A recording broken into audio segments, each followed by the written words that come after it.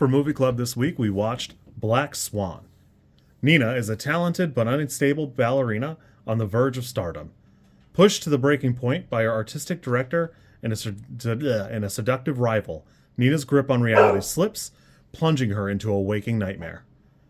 It's really riveting because now I'm fixated on Satoshi Kon's Perfect Blue, and it's impossible to watch this and not see the parallels once you've seen the other one. And I don't know. Satoshi Kon even commented on it before he passed. There's definitely influence there. And I guess that's true of a lot of Aronofsky's work. There's a lot of lifted elements, and a lot of it works here. Some of it doesn't. A couple of times the camera work is just sloppy, and other times it works to make it seem so frenetic and really contribute to what is at the time Nina's breakdown. Admittedly, he does have a habit of finding great actors and actresses and bringing a fantastic performance out of them, so there is that to an extent. I don't know off the top of my head how much I can really attribute that to Aronofsky himself, but it's there.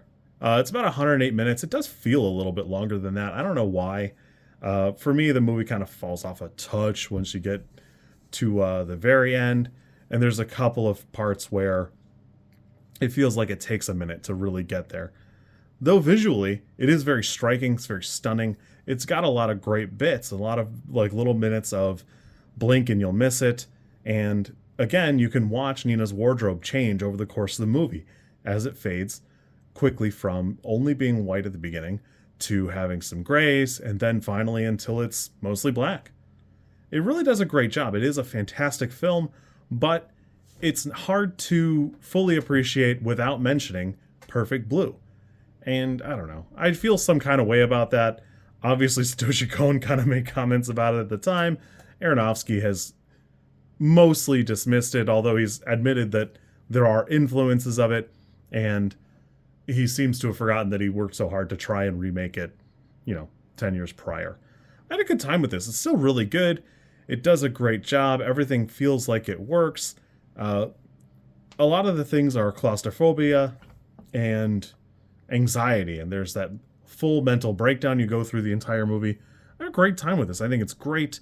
I think Mila Kunis is perfectly cast here because her confusion a couple of times when Nina approaches her is so rich, because as a viewer, she was there. And then later, absolutely not. You're learning firsthand that it is just 100% her breakdown and just absolutely her losing her sense of reality and her touch.